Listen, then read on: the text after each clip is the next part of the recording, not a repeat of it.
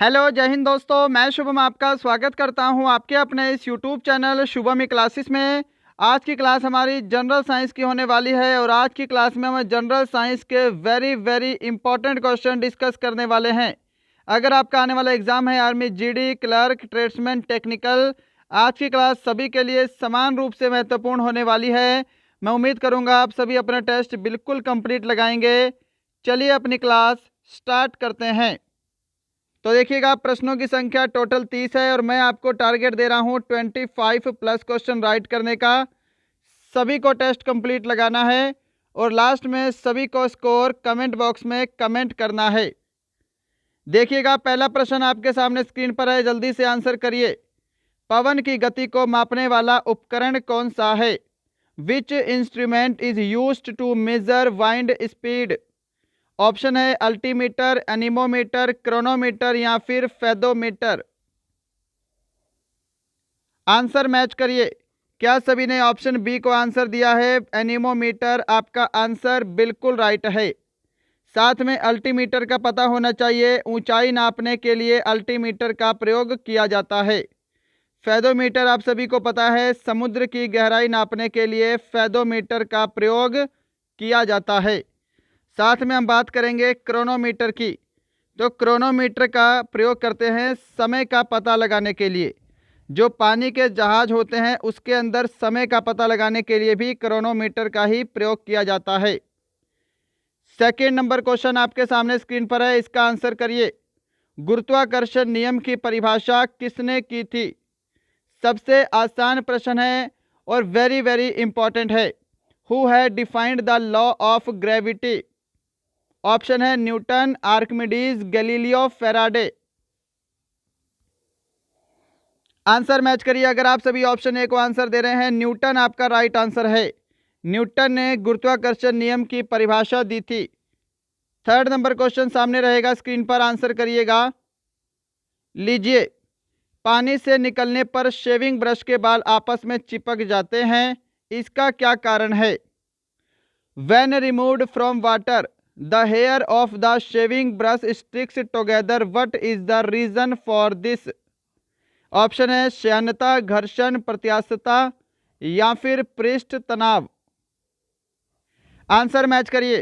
क्या आप सभी ऑप्शन डी को आंसर दे रहे हैं? सरफेस टेंशन, पृष्ठ तनाव आपका आंसर बिल्कुल करेक्ट है। चलिए 4 नंबर क्वेश्चन आपके सामने, इसका आंसर दे दो जी जल्दी से। क्या आंसर होगा कि ऊष्मा सूर्य से पृथ्वी की ओर किस प्रकार यात्रा करती है? How does heat travel from the sun to the earth? चालन, संवहन, विकिरण या फिर नियमन? किस विधि द्वारा ऊष्मा सूर्य से पृथ्वी की ओर जाती है? तो देखिए, अगर आप सभी ऑप्शन सी को आंसर दे रहे हैं रेडिएशन, आप बिल्कुल राइट आंसर दे रहे हैं। ऐसे ही आपको बिल्कुल राइट आंसर देते जाना है और लास्ट में सभी का स्कोर कमेंट बॉक्स में चाहिए ही चाहिए। 5 नंबर क्वेश्चन देख लो। धूप के चश्मे में किस कांच का प्रयोग किया जाता है? Which glasses is used in sun glasses? Pyrex कांच का, फिलंट कांच का, क्रूक्स कांच का, इनमें से कोई नहीं। ऑप्शन सी करेक्ट आंसर रहेगा। क्रूक्स कांच का प्रयोग धूप के चश्मे के लेंस में किया जाता है। ऑप्शन सी जो आंसर दे रहे हैं वो बिल्कुल करेक्ट आंसर दे रहे हैं। चलें आगे। चलिए 6 नंबर क्वेश्चन देखिएगा, सामने स्क्रीन पर है। अनुदैर्ध्य तरंगे किसमें से नहीं गुजर सकती हैं? ऑप्शन है वैक्यूम, सॉलिड, लिक्विड, गैस। तो देखिए ध्यान से समझिए, अनुदैर्ध्य तरंगों को लेकर कंफ्यूज मत होना। आपको पता है ध्वनि किस प्रकार की तरंग है? तो ध्वनि जो है यह अनुदैर्ध्य तरंग होती है। तो बेसिकली आपसे घुमाकर ध्वनि का ही पूछा है कि ध्वनि इनमें से किसमें नहीं गुजर सकती। तो आप सभी को पता है ध्वनि को गुजरने के लिए माध्यम की आवश्यकता होती है। तो ध्वनि जो है वैक्यूम यानी कि निर्वात से नहीं गुजर सकती, क्योंकि निर्वात में किसी भी प्रकार का माध्यम नहीं होता है, किसी भी प्रकार का मॉइस्चर भी नहीं होता है। 7 नंबर क्वेश्चन आपके सामने रहेगा स्क्रीन पर। मिनी माता रोग किसके द्वारा पानी के प्रदूषण से फैलता है? आंसर करिए जी। Minamata disease is spread by pollution of water by whom? Lead, iron, alcohol, mercury. Option D आपका करेक्ट आंसर है, मरकरी, यानी कि पारे के द्वारा मिनीमाता रोग होता है। क्या सभी ने ऑप्शन डी को आंसर दिया है? चलिएगा थोड़ी सी गति बढ़ाते हैं प्रश्नों को। क्वेश्चन नंबर 8 देखिए, ट्रैकोमा नामक बीमारी किस अंग को प्रभावित करती है? Which organ is affected by the disease called trachoma? Option है आंख, कान, नाक, त्वचा। सही जवाब ऑप्शन आपका यहाँ पे ए रहेगा। ट्रैकोमा जो है यह आंख को प्रभावित करने वाली बीमारी है। Option A will be right answer. 9 नंबर क्वेश्चन आपके सामने है, थायराइड ग्रंथि कहाँ स्थित है? Where is the thyroid gland located? यकृत, स्टोमच, नेक, ब्रेन। ध्यान से देखिएगा, थायराइड ग्रंथि के अंदर कौन सा हार्मोन रिलीज होता है? तो थायरॉक्सिन हार्मोन। ये सुपर इंपॉर्टेंट क्वेश्चन है, डायरेक्ट एग्जाम में बनता है। थायरॉक्सिन हार्मोन कहाँ से रिलीज होता है? थायराइड ग्रंथि से। थायराइड ग्रंथि कहाँ पाई जाती है? तो गर्दन में पाई जाती है। ऑप्शन सी आपका राइट आंसर है। अब यहाँ से आपको पता होना चाहिए, थायराइड ग्रंथि सबसे बड़ी अंतःस्रावी ग्रंथि है। अंतःस्रावी ग्रंथि है सबसे बड़ी। 10 नंबर क्वेश्चन देखिए, पदार्थ का परमाणु सिद्धांत किसने प्रतिपादित किया था? ऑप्शन है Avogadro, Dalton, Newton, Pascal. Who propounded the atomic theory of matter? क्या आंसर करोगे? अरे ऑप्शन बी को आंसर करना है सभी ने, डाल्टन। पदार्थ का परमाणु सिद्धांत जॉन डाल्टन ने दिया था, प्रतिपादित किया था। 11 नंबर क्वेश्चन देखिए, आंसर करिए। निम्नलिखित में से कौन धनावेशित नहीं है? यानी कि किसके ऊपर पॉजिटिव चार्ज नहीं होता है? Which of the following is not positively charged? Alpha कण, प्रोटॉन, हीलियम नाभिक, इलेक्ट्रॉन। तो इनमें से इलेक्ट्रॉन के ऊपर क्या होता है? नेगेटिव चार्ज होता है, ऋणावेशित कण होते हैं इलेक्ट्रॉन। ऑप्शन डी आपका राइट आंसर है। 12 नंबर क्वेश्चन देखिए जी सामने स्क्रीन पर, किसी उदासीन विलयन का पीएच मान कितना होता है? साथ में क्या करना, इसका एक एग्जाम्पल भी दे दो। इसका एक एग्जाम्पल भी अभी के अभी कमेंट करो। What will be the pH value of a natural neutral solution? PH मान तो आंसर करो ही, साथ में एक एग्जाम्पल भी कमेंट कर दो। सबसे आसान एग्जाम्पल है वाटर। वाटर का पीएच मान, जो प्योर वाटर है उसका पीएच मान कितना होता है? 7 होता है। 7 यानी कि ये वाटर जो होगा वो क्या होता है? टेस्टलेस होता है। क्वेश्चन नंबर 13 देखिए, आंसर जल्दी से करिए इसका। पिंच ब्लेंड किसका अयस्क है? यूरेनियम, आयरन, एल्यूमिनियम या फिर तांबा? Pinch blend is the or of, तो ये यूरेनियम का अयस्क है जी। ऑप्शन आपका ए करेक्ट आंसर है। यहाँ पे क्या सभी ने ऑप्शन ए को आंसर दिया है? एल्यूमिनियम का अयस्क क्या होता है? बॉक्साइट। आयरन का अयस्क होता है हेमेटाइट, जो कि एग्जाम में अक्सर पूछा जाता है। 14 नंबर क्वेश्चन का आंसर दे दो इसी बात पे, कौन सी अक्रिय गैस यौगिक बना सकती है? Which inert gas can form compounds? Helium, xenon, krypton, argon. तो देखिए, कौन सी अक्रिय गैस यौगिक बना सकती है? तो आपको जीनॉन आंसर करना है, ऑप्शन बी। साथ में एक चीज और ध्यान रखिएगा, अगर आपसे बोले किस गैस को स्ट्रेंजर गैस बोलते हैं, कौन सी गैस, किस गैस को स्ट्रेंजर गैस बोलते हैं या फिर अजनबी गैस बोलते हैं, तो यह भी आपका जीनॉन ही आंसर होगा। क्वेश्चन नंबर 15 देखिएगा, निम्नलिखित में से सबसे अधिक भारी धातु कौन सी है? लोहा, चांदी, निकल, osmium. Which of the following is the heaviest metal? Perfect answer रहेगा ऑप्शन डी आपका, ऑस्मियम सबसे अधिक भारी धातु है।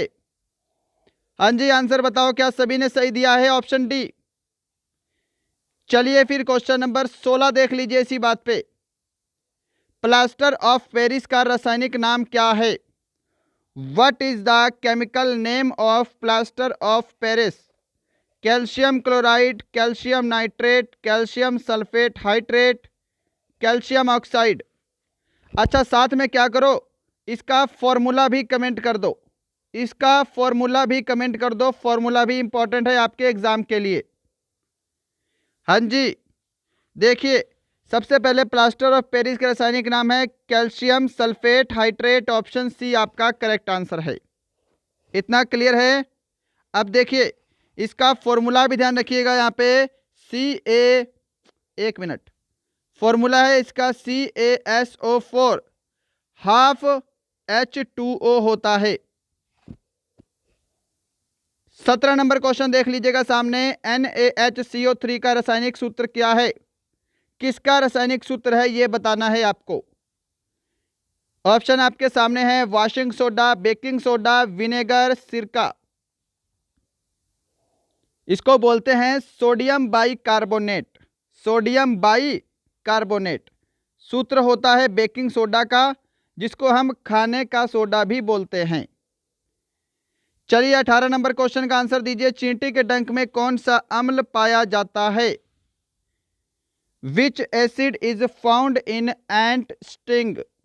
Formic acid, acetic acid, citric acid या फिर lactic acid? Option A answer रहेगा आपका, फॉर्मिक एसिड चींटी के डंक में पाया जाता है। साथ में क्वेश्चन पूछता है बिच्छू के डंक में कौन सा अम्ल होता है? बिच्छू काट जाने से भी फार्मिक एसिड हमारे शरीर में प्रवेश करता है। लैक्टिक एसिड तो दूध में पाया जाता है, ये तो सभी को पता है। चलिए 19 नंबर क्वेश्चन देखिए एक बार, मैग्नीशियम की परमाणु संख्या क्या है? आपको हर बार बोला है कम से कम 30 तक परमाणु संख्या पता होनी चाहिए, राइट। और जो इंपॉर्टेंट धातुएं हैं उनके आपको संकेत भी पता होने चाहिए। जैसे मैग्नीशियम का संकेत होता है Mg, ये आपका आर्मी में पूछा गया है। परमाणु संख्या भी पूछी गई है, किसकी? सोडियम की। कितनी होती है? 11। ये क्वेश्चन पूछा गया है, उसी बेस पे क्वेश्चन आगे करवाए जा रहे हैं। तो देखो सबसे पहले आपको 10 का पता होना चाहिए। नियॉन की परमाणु संख्या कितनी है? 10 है। सोडियम की 11 है, N ने हमने बता दिया आपको। 12 क्या है? आपकी मैग्नीशियम की है, जो कि आपका करेक्ट आंसर है, ऑप्शन सी, राइट। और आपको यहाँ पे 14 पता होनी चाहिए। 14 जो है ये आपकी सिलिकॉन की परमाणु संख्या है।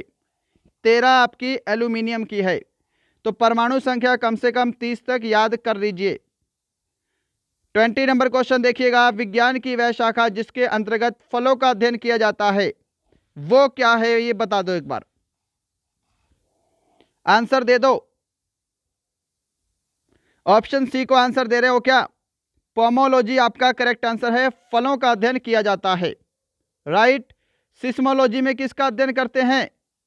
सिस्मोलॉजी में भूकंप का अध्ययन करते हैं। एग्रेस्ट्रोलॉजी में घास का अध्ययन किया जाता है। 21 नंबर क्वेश्चन सामने है, BCG के टीके का आविष्कार किसने किया है? Who invented the BCG vaccine? Edward Jenner, Robert Koch, Karl Landsteiner, Albert Calmette. Option D आपका करेक्ट आंसर है, अल्बर्ट कालमेट ने BCG के टीके का आविष्कार किया है।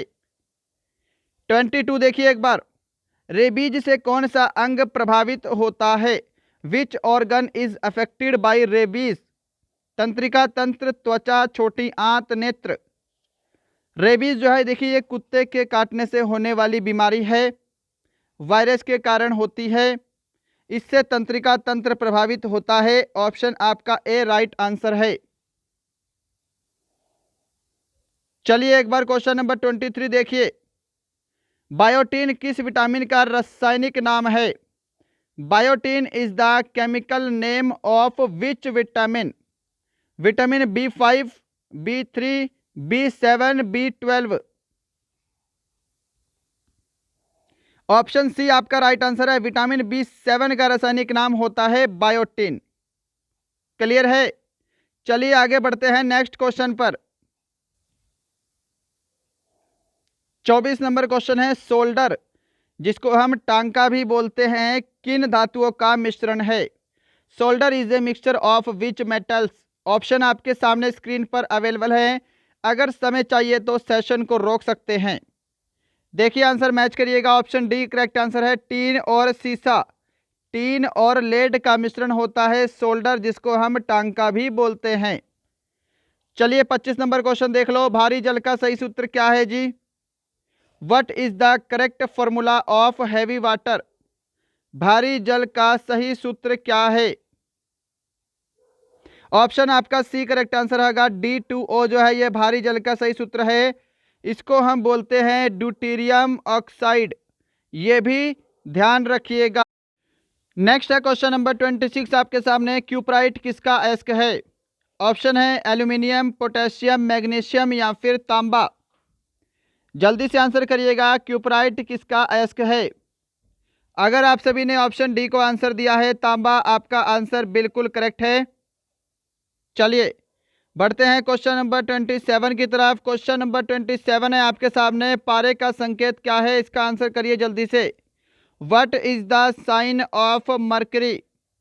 इस टाइप से प्रश्न भी आपके एग्जाम में पूछा जाता है, इसीलिए हमने ये वाला प्रश्न ऐड किया है।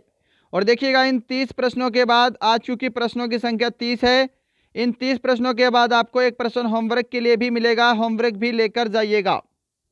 अब देखिएगा पारे का संकेत क्या होता है, तो Hg होता है। ऑप्शन आपका बी करेक्ट आंसर है। पारे का अयस्क भी पूछ सकता है तो सिनेबार, ये भी ध्यान रखिएगा। क्वेश्चन नंबर आपके सामने है 28 स्क्रीन पर। टेलीफोन का आविष्कार किसने किया? Who invented the telephone? J.L. Baird, John Gutenberg, Markovnikov या फिर ग्राहम बेल? अगर आप सभी ने ऑप्शन डी को आंसर दिया है ग्राहम बेल, आपका आंसर बिल्कुल करेक्ट है। J.L. बेयर्ड आपको ध्यान रखना है, टेलीविजन का आविष्कार किया है। मार्कोनी ने किसका आविष्कार किया है? रेडियो का आविष्कार किया है। क्लियर है? चलिए बढ़ते हैं क्वेश्चन नंबर 29 की तरफ। आज का सेकंड लास्ट क्वेश्चन। 1 कैलोरी ऊष्मा कितने जूल के बराबर होती है? ऑप्शन आपके सामने है, समय चाहिए तो सेशन को रोकिएगा। देखिए ऑप्शन आपको ए आंसर करना है 4.184 जूल। कई जगह आपको 4.186 जूल भी दिखेगा, तो ये कुछ ज़्यादा डिफरेंस नहीं है, एज इट इज सेम ही समझिए। या फिर 4.2 जूल अप्रोक्सीमेट में आपको आंसर देखने को मिल सकता है। ये तीनों चीज़ें ध्यान रखिएगा। अब एक फैक्ट और ध्यान रखिए, अगर आपको बोल दे कि 1 किलो कैलोरी कितने जूल के बराबर होती है, अगर केजी लगा दे तो आपको 4.4184 डायरेक्ट करना है, 4184 जूल। क्लियर? पॉइंट नहीं लगाना है। फिर क्वेश्चन नंबर 30 है आज का लास्ट क्वेश्चन। इसके बाद एक क्वेश्चन होमवर्क के लिए अरेंज किया है, होमवर्क भी लेकर जाइएगा। इसका आंसर दीजिए। पृष्ठ तनाव का SI मात्रक क्या है? What is the SI unit of surface tension? Option Hindi में टाइप है, साथ में इंग्लिश में भी टाइप कर देता हूं। न्यूटन मीटर, न्यूटन प्रति मीटर, न्यूटन प्रति वर्ग मीटर, या फिर इनमें से कोई नहीं। आंसर करिए जल्दी से। तो अगर आपने ऑप्शन बी को आंसर दिया है न्यूटन प्रति मीटर, ऑप्शन बी आपका बिल्कुल करेक्ट आंसर है। तो दोस्तों ये थे आपके टॉप 30 साइंस के इंपॉर्टेंट क्वेश्चन। बताइएगा सेशन कैसा लगा, इन 30 प्रश्नों में आपका स्कोर कितना है? ये प्रश्न होमवर्क का है, कल की क्लास में डिस्कस कर लेंगे। कौन सी गैस फूलों का रंग उड़ा देती है? बिना गूगल किए आपको आंसर देना है। Which gas makes flower fade away? Chlorine, fluorine, nitrogen, hydrogen? Answer सभी को कमेंट बॉक्स में देना है। तो ये था आपका आज का सेशन, टॉप 30 साइंस के इंपॉर्टेंट क्वेश्चन। मैं उम्मीद करूंगा सेशन आपको ज़रूर हेल्पफुल लगा होगा। चलिए मिलते हैं कल, तब तक के लिए जय हिंद, जय भारत।